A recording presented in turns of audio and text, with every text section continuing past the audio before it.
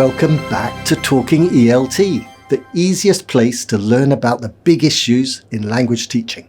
Today, we're continuing our theme of compassion-based language education. I'm joined as before by Professor Sarah Mercer and by Charlotte Rance, a Senior Professional Development Consultant. In this fourth episode, we'll be discussing how to build compassion between learners in the classroom, linking to issues around self-compassion and compassion fatigue. One of the things you also talk about is the importance of developing compassion between learners. So it's not just the teacher-learner relationship, but it's that relationship between learners. Can you give any advice to how people can improve that compassion between learners? Yeah, so this does overlap quite strongly with the second part of the book, in that this is about relationship building and helping the group dynamics. So this is something, quite honestly, that teachers do already, is that language teachers particularly know that if they want a successful language classroom, they need their learners to work together, to be respectful of each other. They've got to feel safe with each other. Learners are not usually scared of speaking in front of the teacher. They're scared of speaking in front of their peers. They're much more fearful of peer judgment than they are of teacher judgment. So I think it's a given for most language teachers that they want to work on group dynamics. And that's essentially what compassion between the peers is getting the learners to be trusting and respectful of each other, to accept each other's uniqueness, to appreciate each other, to know that we're not all the same, but that we can celebrate and appreciate our differences.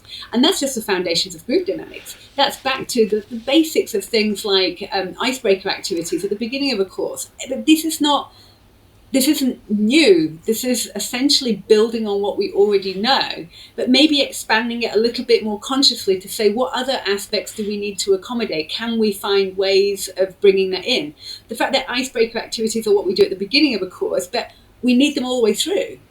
But we call them something different. We talk about energizers, we talk about relationship builders, that we find ways to mix learners up, to get them to respect each other, and that we've got, maybe that we have, as Charlotte was talking about before, maybe we have some boundaries and rules about what is acceptable and not acceptable behaviour and what we expect of each other.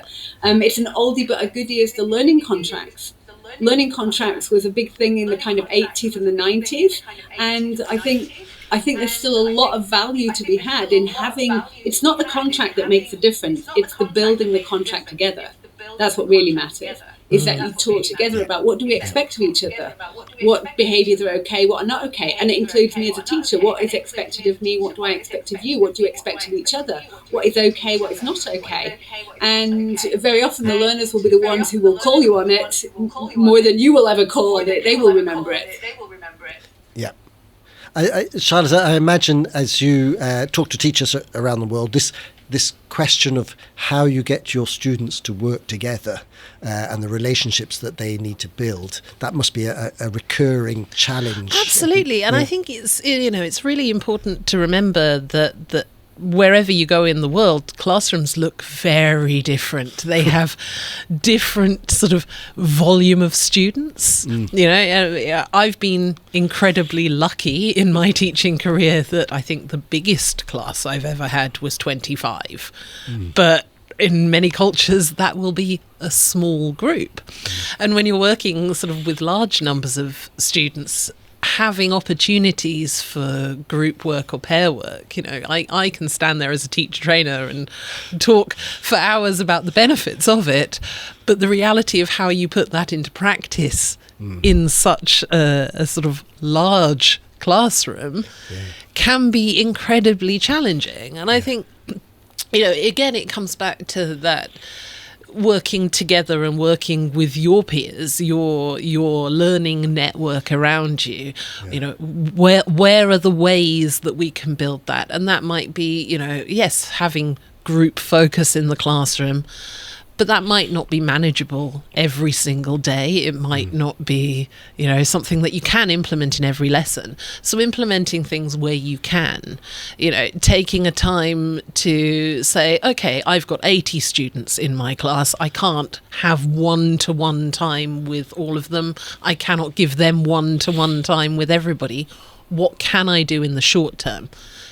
Can I focus on this group of students this week and another group of students the following week, and take my notes as I go on?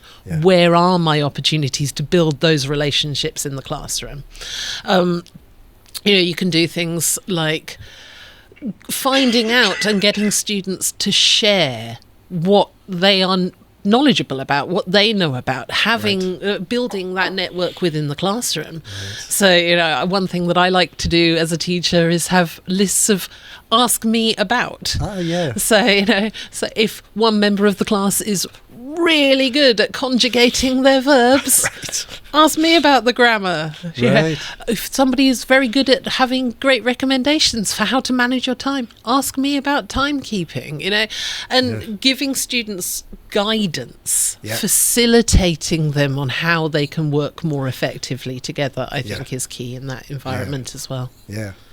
I think, Sarah, again, in your book, you talk about that developing their understanding of different roles in a group, that this is not something that naturally comes to some students. They don't understand exactly how they work together, and being quite explicit about assigning roles, explaining roles.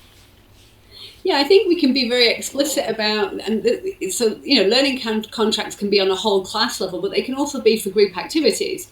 That you can say, okay, we're going to do this activity, this is what we're going to do. What do we expect of each other? What roles are there? What kind of jobs do we need? Who's going to take on what job? So we can do that, we can scale it. We can do that for a whole class, or we can do that for group activities, so that they feel that they've had a reflection very explicitly on what do they expect, what do they need to do, what roles are there, what can I do, what can somebody else do. I think a big part of building group dynamics is building a sense of group identity, a sense of we, as opposed to, individuals on their own, and also finding a way for this developing of interdependence. So if we look back at, for example, jigsaw tasks are hugely popular, and you have to think about the period of history they came about. So they came about in desegregated states in America in that period where they were trying to get learners to work together that didn't want to work together. And what they did in jigsaw activities is they create a need for each other to complete the task.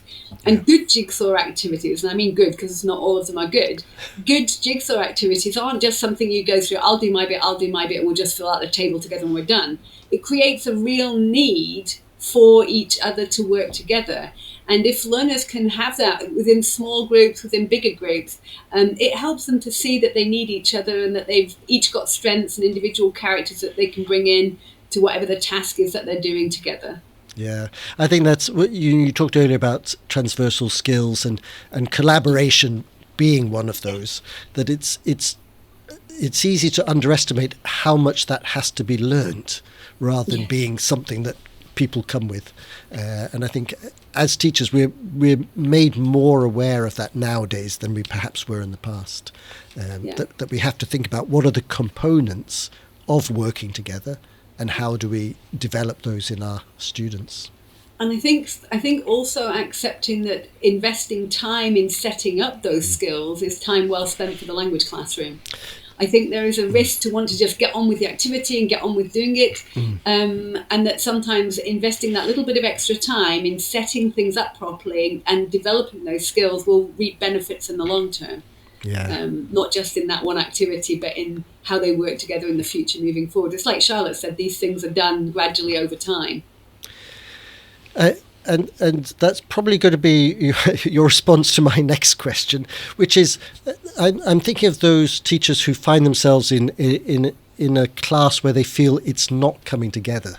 That there isn't a good relationship between the students, and that's making them cautious about working together, that there may be some negative behaviours in the class. How have you got any advice for teachers about how they can try to manage that kind of situation? I think you can't ignore it. Is the first thing, and then we're back to the fact that it's effortful and courageous to be a compassionate teacher. You can't wish it away, you can't wish this problem away. So it's about having the courage to say, okay, we can't ignore this, Why have we got a problem in the classroom? Can we work out where that comes from? Because there's not just one remedy to that. It will depend what the source of the problem is. So, it's not like an easy solution where I can say, oh, do this, it'll solve every difficult class. Right. It's about having the courage to take the time to unpack where the problem comes from, and maybe creating conversational spaces, creating spaces where learners can share in an atmosphere of trust, where they feel comfortable, where they don't. And remembering that the relationships in the classroom are built over time. Sometimes they have to start working with just the people they feel safe with, and just the people they feel comfortable with. And then gradually you introduce another person that they work with, and they work with a different partner for a bit. And then you build up and they work with somebody else. Yeah. And these icebreaker activities, the principle of an icebreaker activity, it's not the icebreaker activity itself that matters really so much. It's the notion that you get to know another person as an individual. They're no longer a stranger. They're not somebody random in the class whose name you kind of know, and you know kind of where they sit, and you know they wear that kind of blue jacket. Icebreaker activities are making you get to know somebody else as an individual, so that they're not a stranger to you, and you build that up person by person in the classroom. Yeah. And so if there is a difficult class, back to the icebreaker activities, but only if you feel that it's time, that they're ready to do that. They may need just the safety at the beginning of being with people that they trust and that they feel comfortable with, and just trying to gently and slowly create channels of communication to unpack where the problem lies. And we can't shy away from it. It's something we have to have the courage to just tackle head on, and find out what's causing the disruption in class. Right. I think it can be really sort of quite personally challenging for teachers to put themselves into that vulnerable state of saying and being open. It is that bravery element that we were talking about earlier of saying, okay, recognize we've got a problem here. Let's strip that back. Let's find out what's going on. And as Sarah says, it could be 1,000,001 things. It might not be anything to do with you or the other students in the classroom at all. It could be a product of the time of day that your class is held on, that they just don't gel so much at that time of the afternoon on a Friday. There are so many human factors. Humans are so unendingly complex. And when you've got a group of them in a classroom that you would love to work together, there are going to be conflicts and things are going to happen, and it is a case of step by step, slowly, and picking the battles as you go as well. Does it really matter if my student always does pair work with their best friend?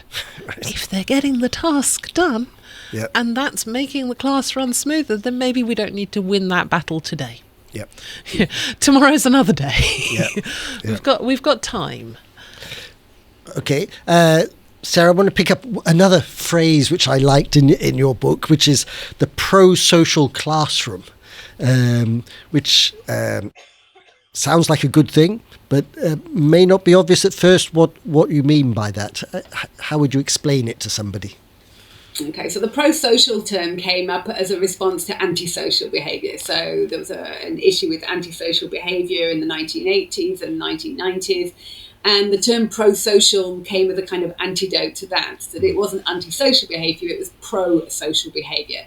So it's about fostering behaviour among learners that is respectful for group functioning and living together. So social meaning in this case in the classroom, we want the group to function as a community, as a social group, and we want them to function respectfully with each other. So pro-social behaviours are those literally being kind, considerate and thoughtful about others, showing compassion essentially, in how we interact in the classroom and what we expect of people. And it can be simple things like sharing a book, sharing a pencil, sharing a resource, making sure that somebody can hear what's going on, making sure that somebody's got the bags with them or whatever it is, or that you share. It doesn't have to be big things, but it's about creating a sense of respect and kindness for each other. And I think you can teach kindness. I think that's something that it would be great if we didn't need to be taught. I think adults need to be taught it as well as kids. Don't think, Ben, it's my clock, just to warn you. Okay, right.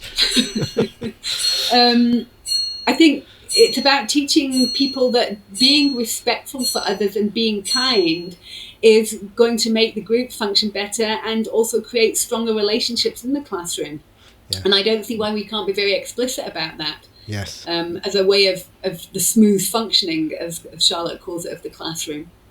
Yeah, and I think you raise a really important point, which is, again, one of the questions that I've heard people ask is, I've only just got time in the classroom to teach the language.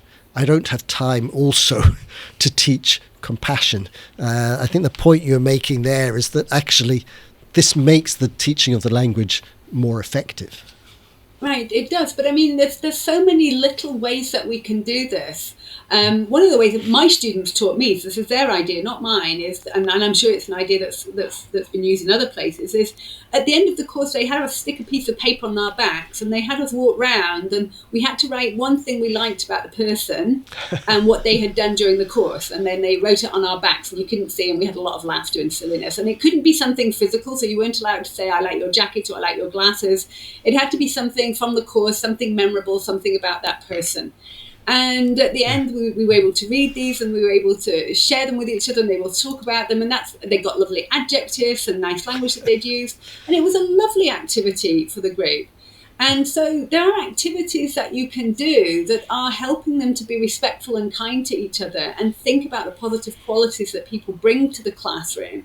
And you're using language to do that. I mean, that's one of the joys of being a language teacher, Yes. is that we are using the language for something. So why not also make it something that's going to help the smooth functioning of the class as well? It's like a win-win situation. You're right. That's an advantage we have in language teaching, which you don't have in, say, maths. It's It's more much harder. difficult. It's much harder for them. And for us, we have to use the language to talk about, describe things, and to reflect on things. So it's not a massive stretch to also add an element of an activity that can also foster positive group dynamics in the long run as well. Yeah.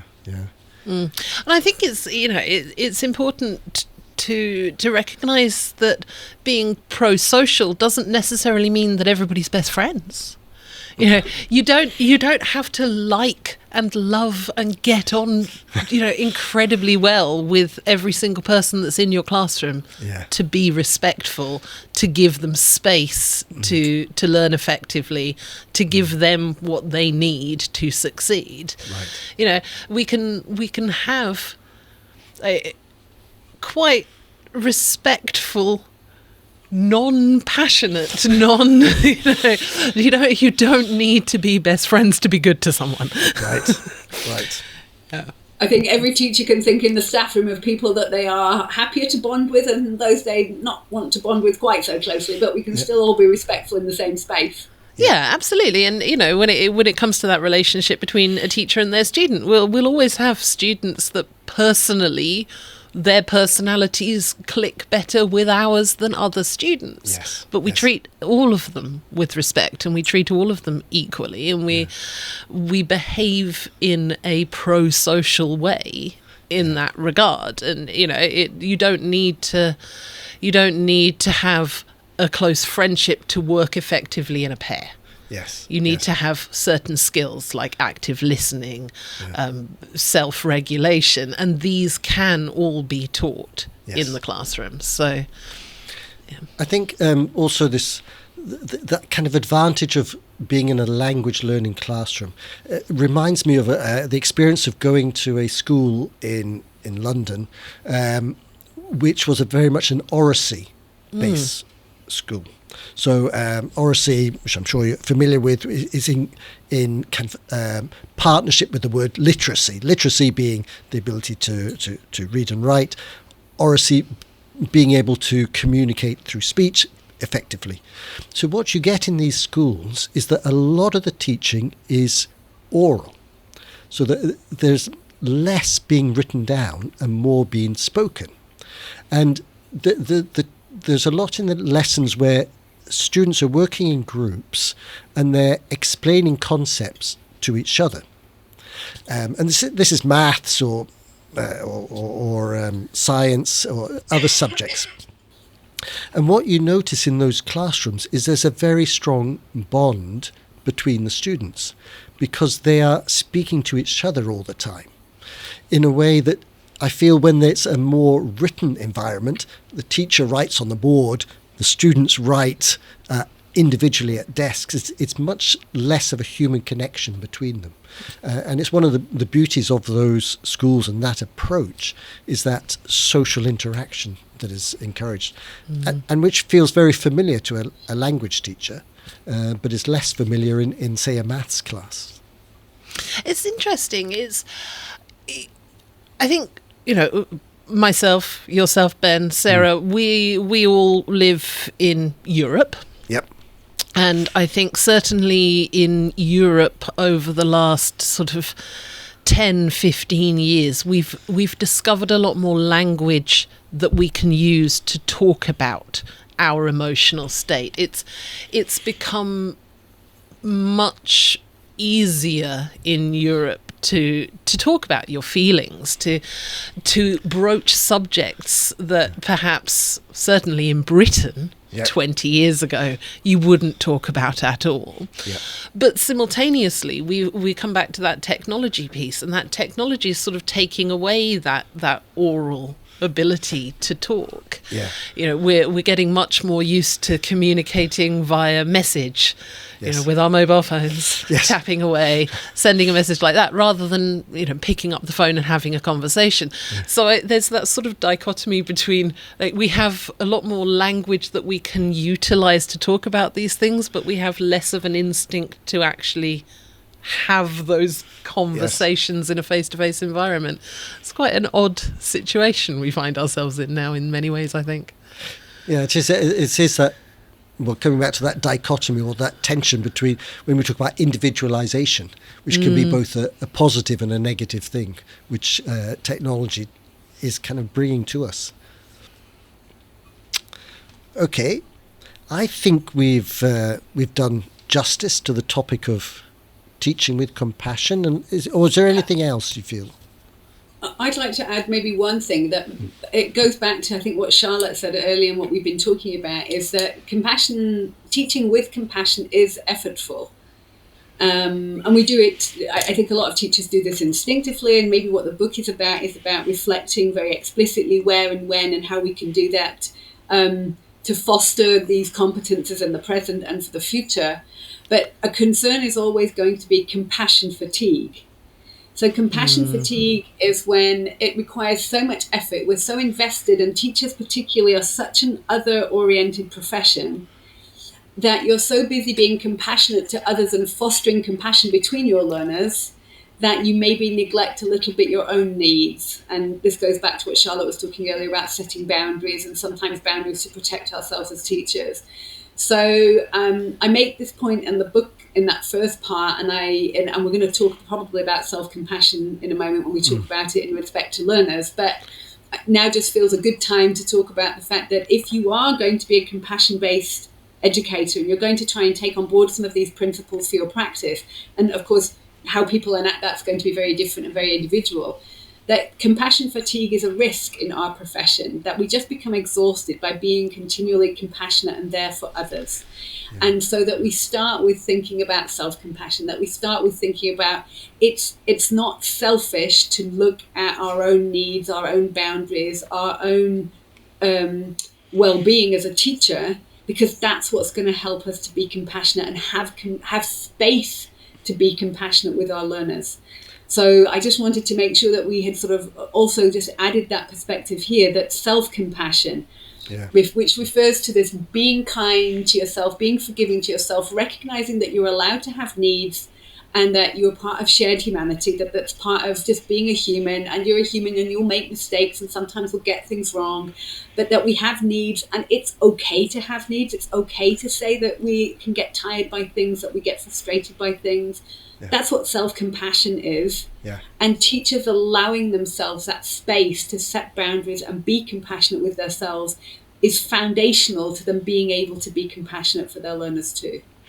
And of course that reminds me of another book that you published with Oxford called Teacher Wellbeing, which is full of really important insights, but also ideas and thoughts about how you can protect your well-being as a teacher, and also for managers of teachers about how they can help and support teachers.